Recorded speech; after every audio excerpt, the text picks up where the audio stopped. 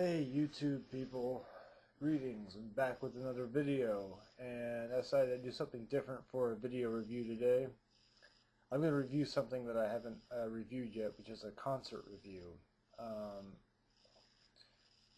Lightning and I went out to go see Concrete Blonde play at Emo's last night here in Austin, Texas, and found out about the show by accident about 2 or 3 weeks before it happened.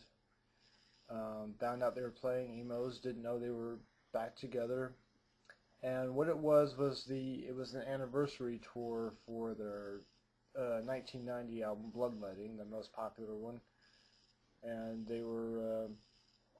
they just got together for to tour that album, and I think it was just for the fans. I think it was just a thing for the fans. And I'm here to give my review on the show last night. So yeah, we went. It started off, it was really great. We got there super early and had a copy of my group therapy CD with me. And as you can see, if you look right here, I'm zooming in on an autograph. We got there about, I don't know, a little before 7. Saw Jeanette come out of the tour bus into the club, and then she got out of the club.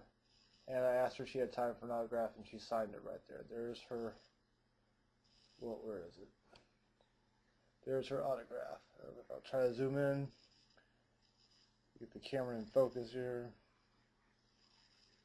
It's Jeanette's autograph that she signed on the group therapy CD. She was super nice to us and thanked us for coming out. And even Lightning had the idea of telling her that that she was a second mother to me, and she bowed and went, "Aw." It was a very interesting. It was a great moment. It was a good time. And then eventually the door opened and we all walked in, and it was really hot inside. It was miserable. We were hot. We were crammed like sardines. It was terrible.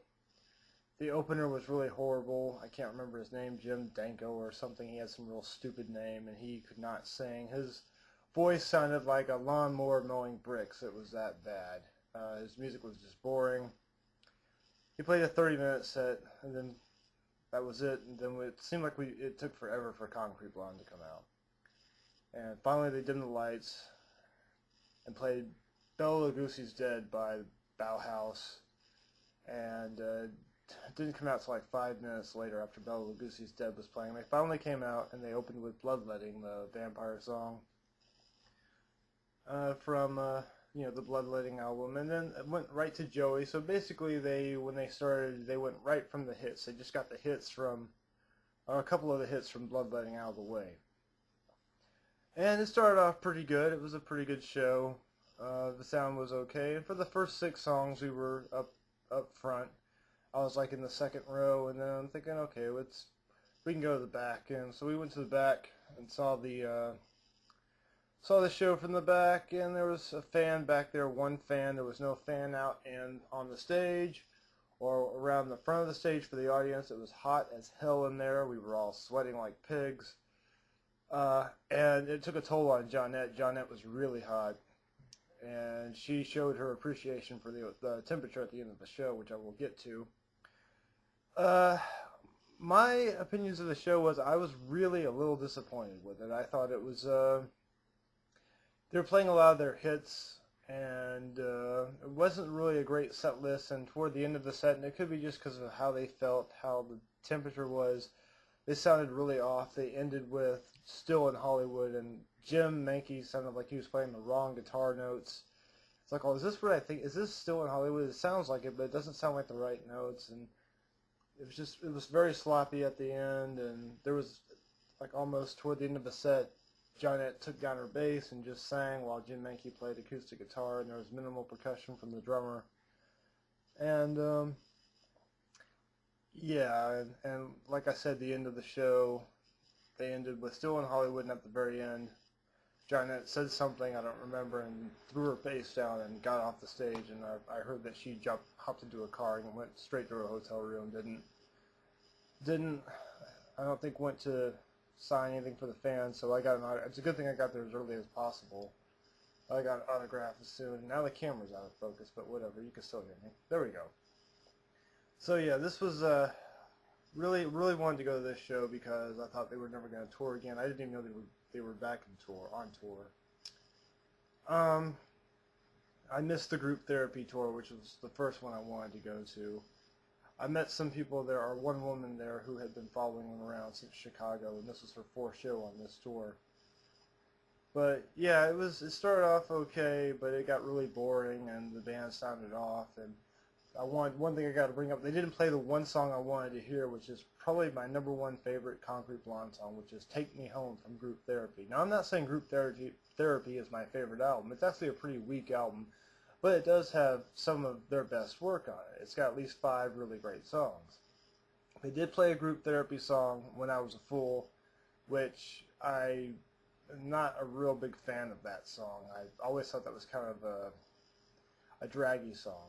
And I was really hoping they'd play "Take Me Home," and they didn't do it. So, if I'm going to grade this show, I think the best that I can give it is probably a C. I would have to give this a C.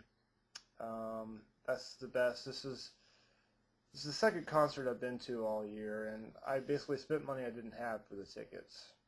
So Lightning and I can go. Lightning was very happy with it. I'm glad she had a good time.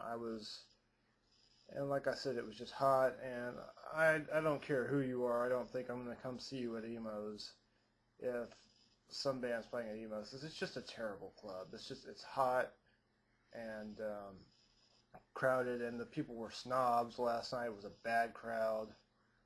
So that's my review. Concrete Blonde, June 19th, 2010 at Emo's in Austin, Texas.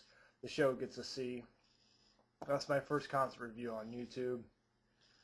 And yeah, they have a few more dates. I know they didn't book a lot of dates on the tour, but we were one of the few people to get them. And I wonder if I was to have seen Group Therapy, if I would have liked that tour better than the Bloodletting Anniversary tour.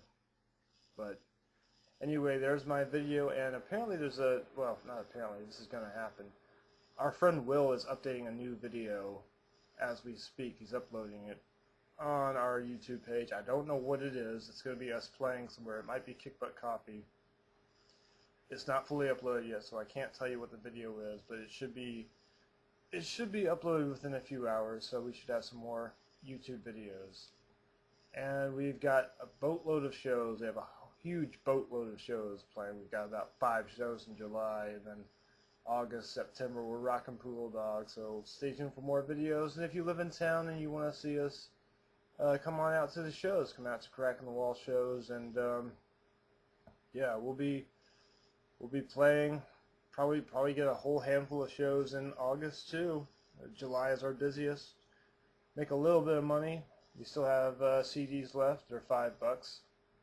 And there you go. That's the video. I'll stop rambling, and everybody have a good night. And anybody else who saw the Concrete Blonde tour, who saw the show, post a comment down below. Tell me what you thought about the show. I was disappointed with it, but the fact that I met Johnette and she was so sweet to us almost made up for it. So there you go. Concrete Blonde at Emo's gets a C. Good night, everybody.